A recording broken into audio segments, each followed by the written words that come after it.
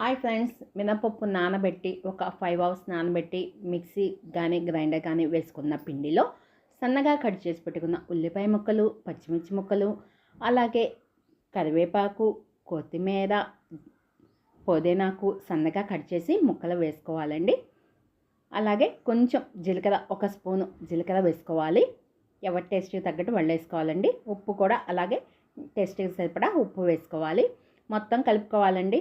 గారె అంటే నూనెలో వేపి తీస్తేనే గారె అనుకుంటాం కదా, ఇలా నూనె కాకుండా ఇలా బాండీలో కూడా వేపుకొని తినచ్చండి. అంటే హార్ట్ పేషెంట్లు ఆయిల్ తక్కువ తినాలి అనుకునే వారికి ఇలా ఉపయోగపడుతుంది. బాండీలో చక్కగా కొంచెం నూనె రాసి ఇలా గారెని ఇలా వేసుకోవాలండి. ఇట్లా వేసుకొని మనం వేసుకుంటే మనకి గారె షేప్ వస్తుంది, టేస్ట్ వస్తుంది. కాకపోతే నూనెలో తీసింది వేరండి, ఇది మటుకు గారె టేస్ట్ బాగుందండి. మనం గారె నూనెలో వేసి తీసుకున్నది తినలేకపోయినప్పుడు ఇలా తినడానికి బాగుంటుందండి. చాలా టేస్టీగా ఉంది. ఒకసారి ట్రై చేయండి, లైక్ చేయండి, షేర్ చేయండి. Thank you friends. నచ్చితే కనుక మీకు కామెంట్ కూడా చేయండి. Thank you friends.